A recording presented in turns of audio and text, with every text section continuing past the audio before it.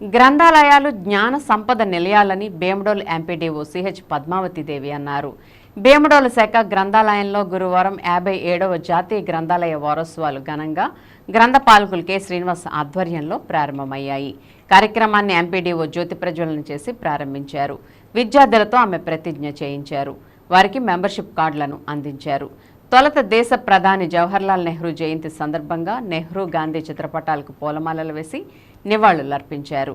కార్యక్రమంలో భాగంగా లైబ్రరీ అభివృద్ధి కమిటీ చైర్మన్ తుమ్మల ఉమామహేశ్వరరావు అధ్యక్షతన నిర్వహించిన సమావేశంలో ఎంపీడీఓ పద్మావతిదేవి, ఎంఈఓలు శ్రీనివాసరావు, భాస్కర్ కుమార్ మాట్లాడుతూ ప్రతి విద్యార్థి గ్రంథాలయాన్ని చిన్నతనం నుంచి సందర్శించి సద్వినియోగం చేసుకుని ఉన్నత శిఖరాలు అధిరోహించాలని పిలుపునిచ్చారు.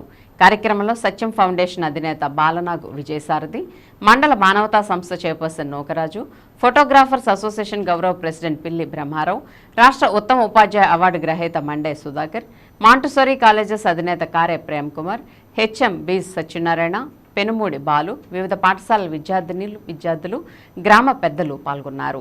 మంచి భవిష్యత్తును ఏర్పాటు చేసుకోవాలని మనం ఒక పుస్తక పఠనం చేస్తే మనకి ఎంత జ్ఞానం వస్తుందనేది చాలా మందికి తెలియని విషయం ఇది. కానీ దాన్ని ఉపయోగించుకోవడం వల్ల మీకు ఎంతో జ్ఞానం పొందడానికి ఉంటుంది, మానసిక వికాసానికి ఉంటుంది. అలాగే మీకు తెలిసిన నాలెడ్జ్ని ఇతర వారితో షేర్ చేసుకోవడానికి కుదురుతుంది. అలాగే ఏవైనా మీరు కాంపిటేటివ్ ఎగ్జామ్స్ కానీ వీటిలో కానీ వెళుతున్నారు అంటే ఈ గ్రంథ పట్టణాలు కానీ పుస్తకాలు చదవడం వల్ల మీకు ఎంతో ఉపయోగపడుతుంది.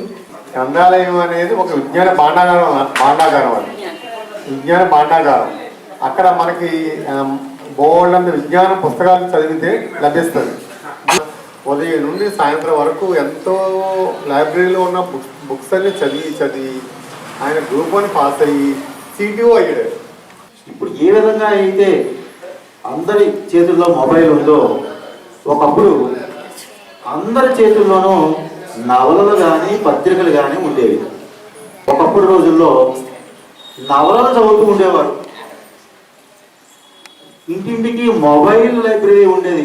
సైకిల్ మీద పుస్తకాలు పంచి ఇంటింటికి చదవడానికి అనుకూలంగా ఆ రోజుల్లో నవలలను ఇచ్చేవారు ఇంటికి. మరి పుస్తకాల మీద అంతటి గాఢతని అభిమానాన్ని ఉన్నటువంటి రోజులు పోయి ఈ రోజుని మొబైల్ అన్నింటినీ పక్కకు పెట్టించేసింది. కానీ గ్రంథాలయాలు పుస్తక పఠనం అనేటువంటి దానికి మరొకటి లేదు.